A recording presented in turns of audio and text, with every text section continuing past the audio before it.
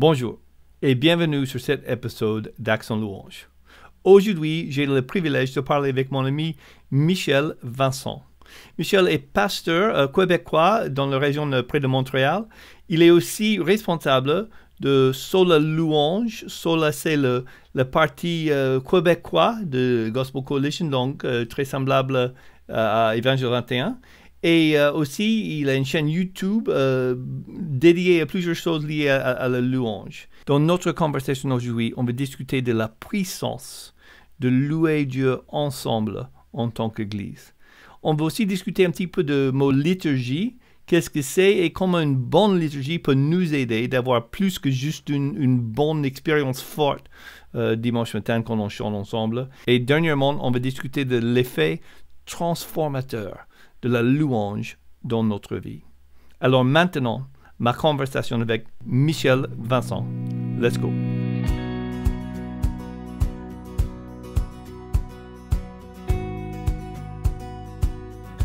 Bonjour tout le monde. J'ai le grand privilège d'être là avec mon ami Michel Vincent. Michel est un pasteur dans l'église de l'Espoir de Longueuil, qui est dans la région de Montréal, sud de Montréal. Il est aussi, il a le même job que moi, que j'ai avec IM 21, donc Évangile 21, dans le version TGC québécois, donc qui s'appelle Sola, et il est directeur de louange pour Sola, donc un peu mon counterpart, comme on dit en anglais. Il a aussi une chaîne YouTube. Tu peux trouver beaucoup de ces vidéos sur le site de Sola, sur le site d'Evangile 21 ou sur YouTube lui-même. Il a plusieurs petites séries de vidéos, un qui s'appelle Journal d'adorateur, une autre qui s'appelle As-tu 2 minutes? Et je vais laisser expliquer qu'est-ce que c'est. Aussi, beaucoup de chants qu'il a fait. Il est même en train de préparer un album, donc on a beaucoup de choses à discuter. Mais juste pour terminer cette introduction qui est déjà trop longue, il y a une citation que j'aime beaucoup de C.S. Lewis. Il dit que quand tu trouves un ami, en fait, tu as des choses qui sont une passion pour toi et tu trouves quelqu'un d'autre qui a la même passion. Et tu dis, ah oui, toi aussi. Et c'est comme ça que tu trouves un ami. Et c'est ça que j'ai trouvé avec Michel. On avait dit tout à l'heure qu'on est presque comme le frère qui sont séparés à la naissance. On a beaucoup de mêmes pensées sur la louange et c'est une passion pour nous deux. Michel, merci d'être là avec nous aujourd'hui. C'est un vrai plaisir. Quand tu m'as offert de participer à ton podcast, j'étais super heureux, vraiment. Donc, pour commencer, peut-être parle-nous un petit peu de toutes les choses que tu fais dans la vidéo. Tu m'avais expliqué un petit peu tout à l'heure que tu avais certaines idées en tête quand tu as lancé tout ça. J'ai trouvé très intéressant. Oui, la chaîne a démarré, en fait, ça fait longtemps que j'avais ce projet-là en tête, mais il y avait des petits problèmes techniques à l'époque. Tu te souviens, il y a 5-6 ans, là, c'était pas le même, on n'était pas dans la même réalité. Puis il y a 1 an et demi, j'ai pris la décision de démarrer vraiment la chaîne. Le but, au départ, était de présenter Jésus à ceux qui sont un peu plus loin d'église ou à ceux qui ne le connaissent pas, dans l'idée le but de provoquer ou de catalyser des adorateurs. C'est-à-dire des gens qui vont être émerveillés par Jésus, par Dieu, parce qu'au bout du compte, l'adoration, c'est le but de tout, là, justement, pour reciter, comme Piper le disait, là, s'il n'y a pas d'évangélisation, s'il y a de l'évangélisation, c'est qu'il n'y a pas d'adoration. On veut des adorateurs. Puis le but de la chaîne était là de créer une espèce de canal où les gens pourraient avoir, avec un langage accessible, un lien ou un désir ou provoquer une soif de Dieu, puis amener vers l'adoration. Évidemment, tout ça se dirige inévitablement vers la louange, parce que la louange, c'est le résultat d'une adoration, donc c'est là que ça allait. Donc c'était la chaîne a démarré comme ça, puis bon, au fur et à mesure que les capsules ont évolué, il y a eu, au début c'était le journal d'un adorateur, donc c'était comment moi comme adorateur, comme pasteur, je vis l'adoration au quotidien dans les soucis quotidiens, dans le trafic avec les enfants et tout. Puis là, les gens avaient des questions. As-tu 2 minutes est arrivé. C'était en 2 minutes. Finalement, je pense que j'ai une capsule qui a duré vraiment 2 minutes. les autres étaient tout le temps un peu plus longues, mais c'était des questions ciblées. Ou quelqu'un qui suit la chaîne, ou un de mes amis, une connaissance, arrivait avec une question plus pointue sur un sujet donné, puis là, je pouvais répondre à sa question. Il y a des capsules de louanges, évidemment. Et en gros, c'est à peu près ça le tour, la chaîne YouTube pour les adorateurs. Une chose que j'ai bien aimé, moi j'ai enseigné aussi pas mal sur le sujet, bien sûr, mais ce que j'aime avec les vidéos, déjà ils sont très bien faits, mais ils sont très, très accessibles pour tout le monde. Et dans la manière que tu expliques les choses, j'apprécie beaucoup le fait que c'est très, très accessible. Donc peut-être, ça c'est un bon moment, j'aimerais bien, on va dire qu'on va discuter un peu juste de l'adoration des louanges. Et donc, peut-être tu peux nous expliquer ton point de vue, et donc le point de vue biblique, ce que, comme tu le comprendre. C'est quoi adoration selon la Bible et c'est quoi louange selon la Bible? Est-ce que c'est la même chose? Est-ce qu'ils vont ensemble? Comment ça marche? J'aimerais bien avoir ton point de vue sur ça. Ben, l'adoration, évidemment, l'adoration est toujours... c'est Calvin qui disait qu'on est des fabriques d'idoles. Là. Donc, c'est très naturel à l'homme d'adorer. On le fait naturellement d'une manière ou d'une autre. Le problème, c'est qui ou quoi on adore. C'est toujours là que ça se passe. Et l'adoration biblique, c'est évidemment une adoration vers Dieu. Et l'adoration elle-même est bon, le mot lui-même veut dire s'incliner, mais ça va tellement plus loin que ça. Il y a tout un côté relationnel dans l'adoration véritable. Il y a un côté d'émerveillement. Il y a un côté d'obéissance, mais l'obéissance est un peu plus le résultat d'une adoration que plutôt ce qui va débuter l'adoration. J'entendais une citation à un moment donné qui disait si je peux résumer le christianisme en un seul mot, c'est obéissance. Ben, je suis pas tellement d'accord avec ça parce que le christianisme en un seul mot, c'est adoration. C'est vraiment l'adoration dans cet émerveillement-là, dans cet éblouissement-là de Dieu, de Jésus. Et ça peut pas être autre chose que quelque chose de relationnel. Quelque chose d'intime qui un peu comme quand on se marie, là, quand on est avec notre épouse, il y a ce côté de relation qu'on peut pas imiter et quand c'est envers Dieu, qui est le créateur, le Dieu, il est tellement autre et tellement grand et tellement tout que à un moment donné, l'adoration doit prendre le pas, là. Ça vient avec ce type de relation-là. C'est là que la louange entre un peu comme la suite logique d'une adoration. Parce que louer, par définition, c'est simplement vanter les mérites de quelqu'un. Mais quand on parle de Dieu, évidemment, les mérites sont infinis dans toutes les directions. Sa miséricorde, son amour, sa justice, c'est tout ce qu'il est. Il est la vérité et tout ce qu'on sait, là. Et évidemment, là, à ce moment-là, ce qui est intéressant, c'est que dans la Bible, on ne loue pas seulement en disant les mérites de Dieu, mais on le chante. Et ça, c'est intéressant de voir à quel point la louange dans la Bible, la louange biblique est associée au chant. Je crois que c'est un peu normal. Je me suis beaucoup posé la question, j'ai lu beaucoup là-dessus, sur le sujet.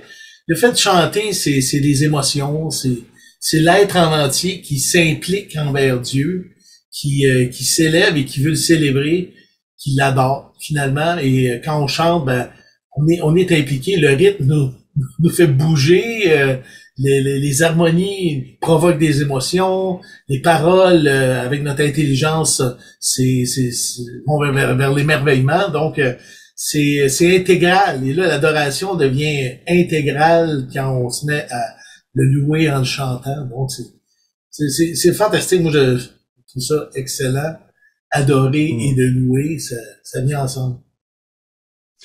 Donc, une chose que j'apprécie beaucoup chez toi, là, quand tu as parlé, et aussi dans tes vidéos, que c'est vraiment un homme qui aime Dieu, vraiment. Et ta louange vient de cette fait que c'est un débordement de ton cœur, c'est juste naturel. Et je pense que quand tu dis que l'obéissance n'est pas peut-être le premier mot qui vient en tête avec ton adoration, je pense que c'est ce que j'ai capté dans tes vidéos, c'est que oui, on est obéissant à Dieu, mais on est obéissant parce qu'on aime.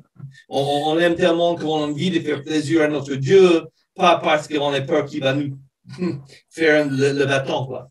Ben, on peut obéir sans adorer. Les pharisiens le faisaient. Tu sais, ils disaient leur cœur est éloigné de moi. Jésus leur reprochait ça. Ils faisaient toutes les choses comme il faut. Ils étaient très obéissants, mais en fait, ils adoraient pas. Mais si on est un adorateur, on peut pas faire autrement qu'obéir. Simplement parce qu'à un moment donné, il y a une symbiose des cœurs qui s'installe où là, on comprend ou en tout cas, on assimile un peu plus la pensée de Dieu et là, ben, l'obéissance devient joyeuse. C'est-à-dire que on s'aligne avec les plans de Dieu et on s'aligne avec sa volonté. Et là, ben, l'obéissance, c'est plus quelque chose de commandement, là. C'est plus comme 10 commandements qu'on doit faire, mais plutôt une façon d'être. C'est comme si je mens pas, c'est pas parce qu'on me commande de ne pas mentir. Ouais. C'est parce que je sais que Dieu déteste le mensonge et moi, ben, j'aime Dieu. Je déteste le mensonge. C'est simple comme ça. Ça devient relationnel, toujours relationnel. C'est assez simple. C'est assez simple. On complique souvent les choses.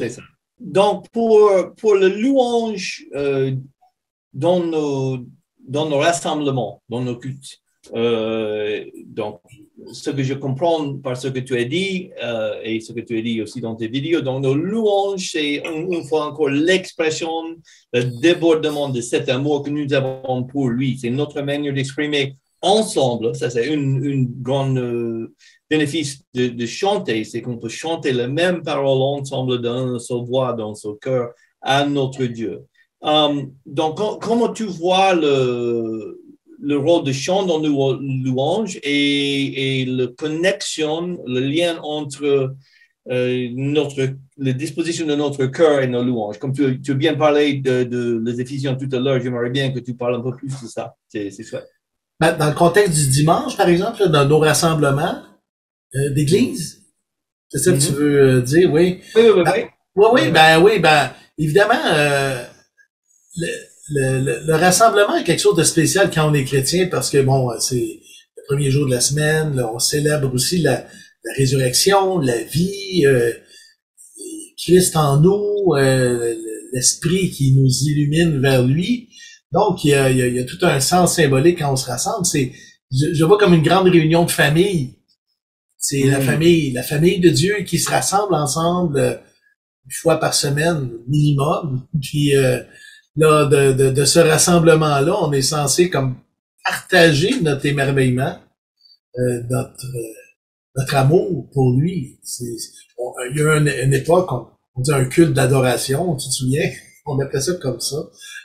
Aujourd'hui, bon, il y a plusieurs façons d'appeler le rassemblement du dimanche. Il y en a qui appellent ça un rassemblement, une célébration, mais peu importe. Le but, c'est d'être ensemble. Ensemble autour de notre papa, ensemble pour se rappeler et voir premièrement qu'on n'est pas seul. Déjà dans notre monde, c'est pas évident. Ça, c'est une des choses qu'on a en commun entre le Québec et la France. On n'est pas beaucoup d'évangéliques. Le fait d'être ensemble nous ramène à on n'est pas seul et c'est super encourageant, mais en même temps, il y a une espèce de pratique générale du festin, du jour où on sera avec lui pour l'éternité. Déjà, on se ramène à ce moment-là, donc c'est un moment joyeux, c'est un moment où peu importe les peines qu'on a eues dans la semaine, on les ramène dans la perspective du regard de Dieu. Et ensemble, on s'encourage les uns les autres. Il y a une chimie spirituelle qui s'installe quand on est ensemble, avec les dons spirituels, comme Paul en parle dans l'Épître aux Corinthiens. Bon, les dons ensemble s'activent un peu comme de la colle époxy. Là, quand on mélange les produits ensemble, là, c'est là que ça devient vraiment efficace. Et c'est la même chose avec les chrétiens. Quand on est ensemble, quand on est en contact les uns avec les autres, il y a quelque chose qui se passe de spirituel qui est pas explicable avec des mots, mais qu'on vit.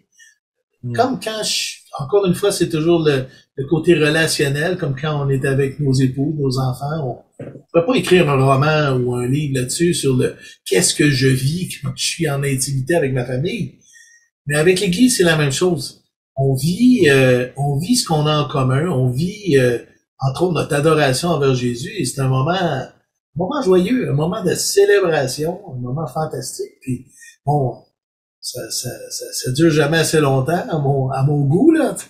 Puis comment on le traduit? Ben oui, les chants ont un sens dans la liturgie.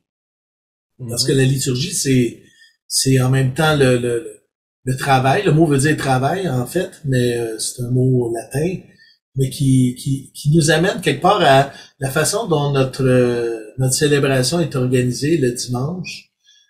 Explique un petit peu cette mot liturgie. Je suis pas sûr que tout le monde sait qu'on utilise beaucoup dans nos églises, moi en France aujourd'hui. Donc, parle un petit peu de cette mot pour nous. Selon toi, liturgie, c'est quoi? Oui, il y a beaucoup il y a certaines églises anglicanes, par exemple, ou les églises catholiques qui, eux, ont une liturgie volontaire. Mais le mot liturgie, c'est simplement la façon dont on organise le culte ou le service du dimanche. Il y a un sens. De toute façon, qu'on le veuille ou non, il y a une liturgie. Si on en est conscient, tant mieux. Si c'est volontaire, c'est encore mieux. Sinon, ben, on peut devenir facilement victime de notre liturgie. Et c'est important que cette liturgie-là nous amène toujours vers le haut, nous amène toujours vers Jésus. Sinon, le risque, c'est que la liturgie nous amène vers les émotions. Par exemple, le temps de louange peut devenir, si la liturgie est pas claire et si l'intention est pas claire, on pourrait dire, ben, le temps de louange pourrait rapidement nous amener vers un temps où on veut simplement vivre un moment fort avec des émotions fortes et une expérience forte. Et bon, ben, c'est un type de liturgie, dans le sens que si c'est ça le but, de vivre une expérience forte et un moment fort, ben, c'est une liturgie dans le sens que c'est un effort qu'on fait pour vivre ça. Bon, je peux parler pour nous à l'Église de l'Espoir. Notre moment de louange est le moment où on est émerveillé par la parole de Dieu. Il y a eu la prédication, on a eu une lecture de la parole à l'église, et là, ben, émerveillé, on répond à cette parole-là par des chants d'adoration qui nous amènent vraiment à exprimer avec nos mots, avec nos émotions, par les chants, notre émerveillement de ce que Dieu fait à travers sa parole, à travers lui-même, là, ce qu'il est à travers nous. Donc, c'est volontaire, c'est intentionnel, il y a un sens. Puis bon, ça donne une direction aussi pour les chants qu'on va choisir. Donc, les chants sont une réponse à la prédication. Quand on choisit les chants, si je choisis les chants comme le dimanche prochain, ben évidemment, je regarde le texte biblique qui va être prêché. Ensuite, je regarde dans notre répertoire de chants. Je vois, dimanche prochain, c'est le Cantique de Moïse. Donc, je commence à regarder les chants qu'on a, les chants qui s'adressent à ce thème-là et comment notre âme peut répondre à ce cantique-là, puis que finalement, la célébration ou le culte devient une expérience, on pourrait dire ça comme ça, une expérience qu'on vit et qui nous amène vers un point focal qui est Jésus à travers un thème pour la journée. Fait que la liturgie est quelque chose de très intentionnel, très intentionnel. Si on n'est pas intentionnel dans la liturgie, ben à ce moment-là, les émotions, l'expérience elle-même, et là, ben on va ajouter. J'ai connu quelqu'un qui disait, ben j'ai besoin d'aller à l'église parce que ça me booste. J'ai besoin de me booster à chaque dimanche. Ben c'est que le but en soi devenait le dimanche matin plutôt que Jésus. Donc on amenait dans le fond, la liturgie amenait à une dépendance à la réunion elle-même, c'est-à-dire à l'expérience que tu vis pendant la réunion. Donc là, les prédicateurs sont obligés d'être plus éloquents, la musique doit être plus hyper, si je peux dire. Des fois, c'est pas suffisant, fait qu'on ajoute des lumières, on ajoute pour que les émotions soient touchées. Ben, c'est un type de liturgie. Nous, on fait pas ça comme ça à l'espoir. On veut que l'âme s'élève uniquement vers Dieu et essayer d'éviter le plus de distractions possible. OK. Donc, ce que j'entends, c'est que oui, on va voir très souvent, on espère même, une expérience émotionnelle quand nous faisons le louange, parce que c'est un moment d'exprimer notre amour et d'être émerveillé par qui est Jésus, mais que cette expérience n'est pas le but principal de notre rencontre. J'ai bien dit? J'ai bien résumé ce que tu dis? Ouais, c'est un peu, encore, je reviens toujours à l'expérience d'une relation de couple. Tu sais, on peut avoir un coup de foudre, on peut avoir des papillons dans le ventre, mais le but du couple, c'est pas les papillons dans le ventre, c'est de vivre la relation. La louange n'est pas le but en soi. Je parle de la louange chantée.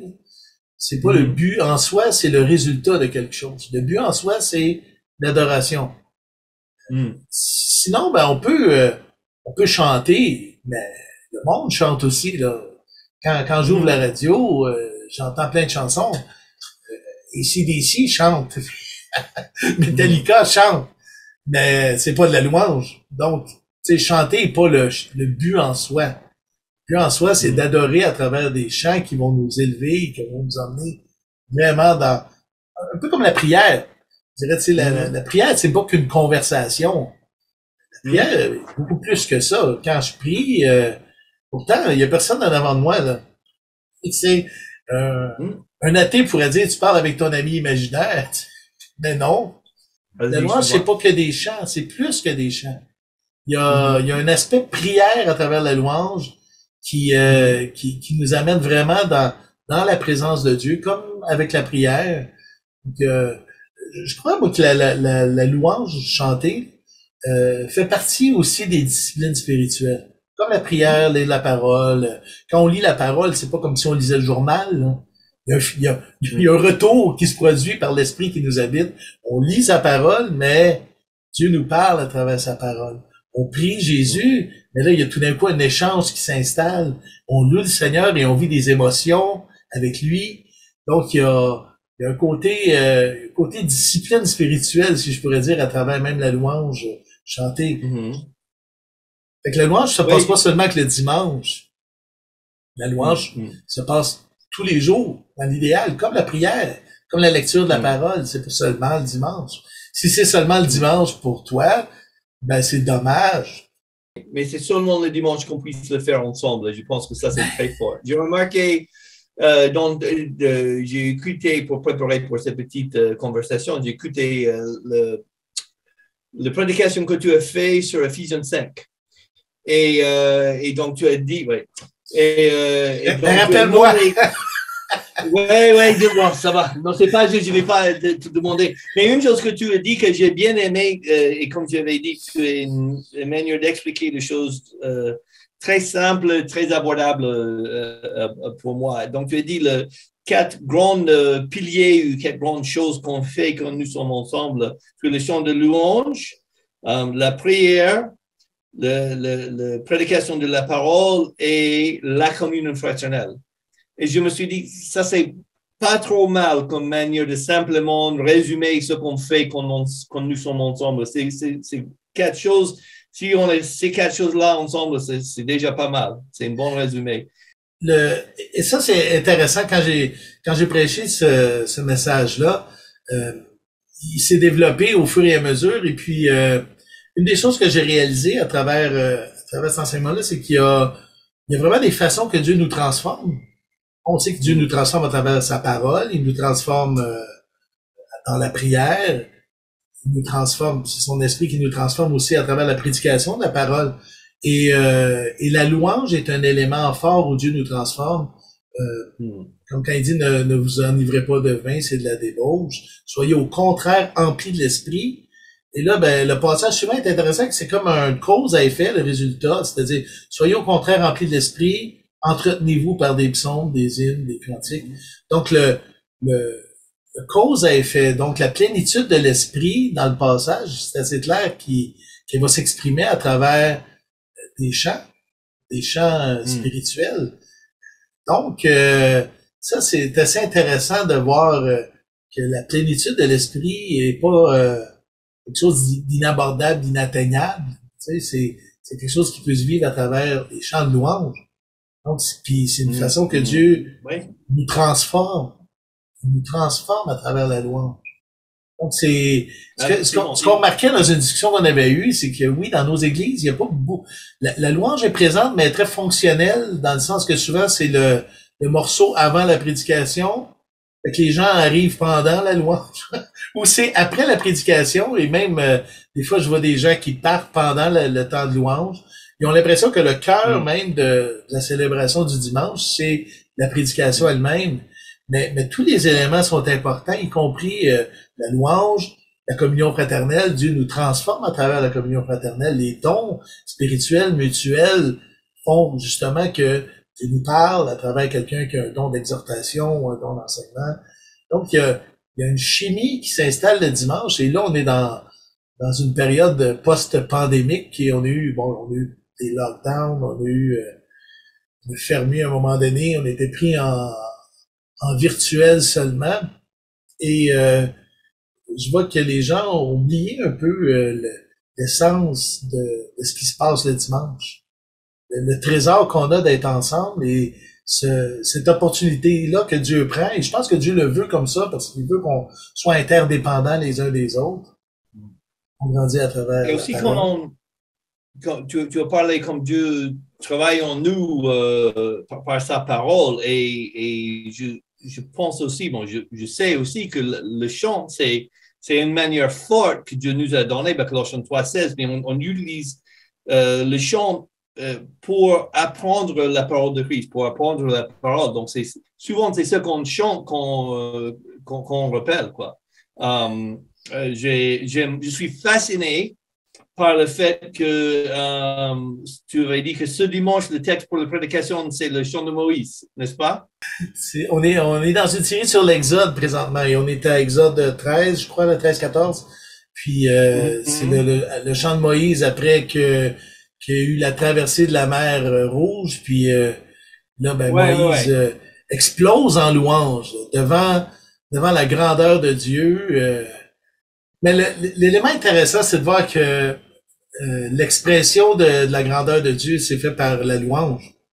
On peut pas négliger l'aspect chant, l'aspect cantique. Et c'est intéressant aussi de voir que dans le ciel, à un moment donné, on va chanter le cantique de Moïse. On le voit dans l'Apocalypse. On fait un cover. On reprend le cantique de Moïse pour dire l'intensité que ces chants-là ont. Donc, il y a quelque chose des fois, un peu comme la parole. Il y a des liens entre la parole, la prédication, puis la louange, la communion fraternelle.